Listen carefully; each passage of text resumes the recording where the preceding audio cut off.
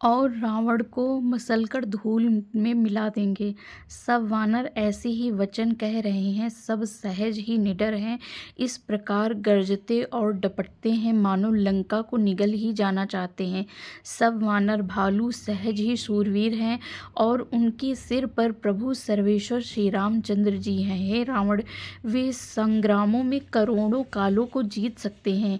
श्री रामचंद्र जी के तेज, सामर्थ्य, बल और बुद्धि की अधिकता को लाखों शेष भी नहीं गा सकते हैं।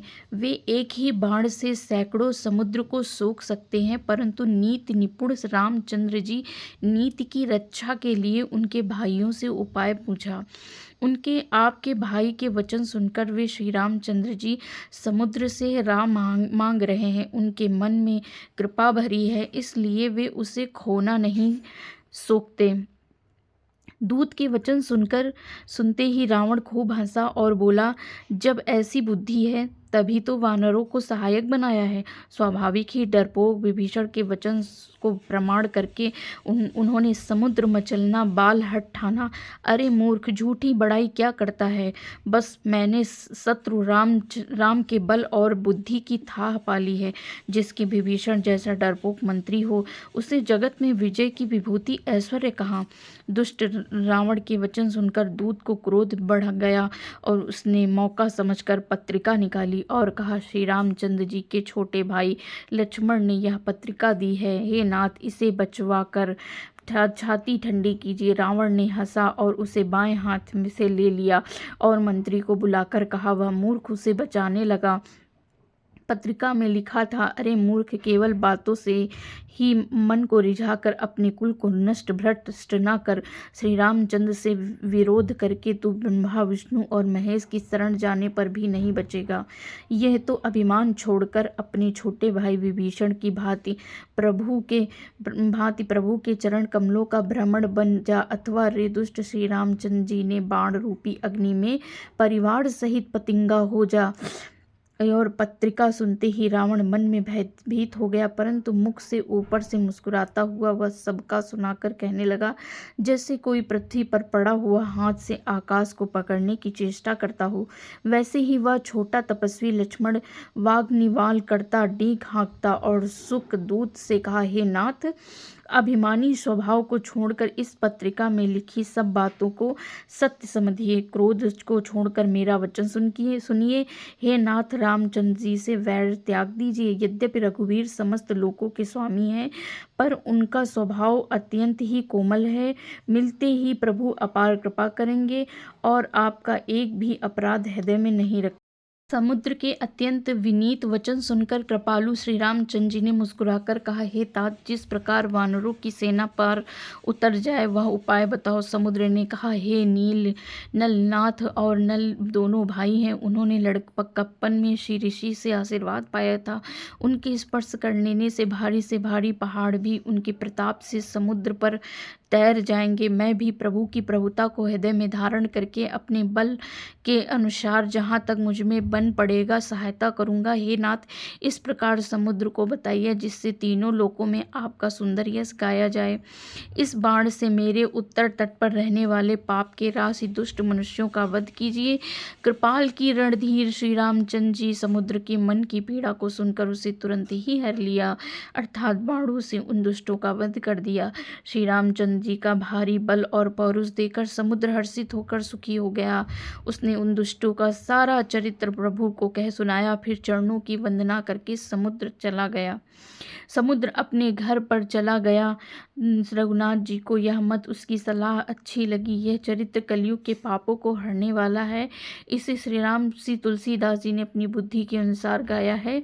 श्रीधर रघुवीर जी के गुण समूह, सुखधाम, संदेह नाश करने वाले और विषाद का दमन करने वाले। अरे मूर्ख मन, तू संसार का सब आशा भरोसा त्याग निरंतर इन्हें गा और सुन। श्री रघुनाथ जी का गुणगान संपूर्ण सुंदर मंगलों को देने वाला। जो इसे आनंद रहित सुनेंगे वे बिना किसी सहज अन्य साधन के ही भवसागर से तर जाएंगे। बोलो श्री रामचंद्र भगवान की जय। नमः पार्वती पतये हर हर महादेव। जय सिया राम, जय जय हनुमान। संपूर्ण सुंदर कांड, हिंदी अर्थ संपूर्ण। और रावण को मसलकर धूल में मिला देंगे। सब वानर ऐसे ही वचन कह रहे हैं, सब सहज ही निडर हैं, इस प्रकार गरजते और डपटते हैं मानो लंका को निगल ही जाना चाहते हैं।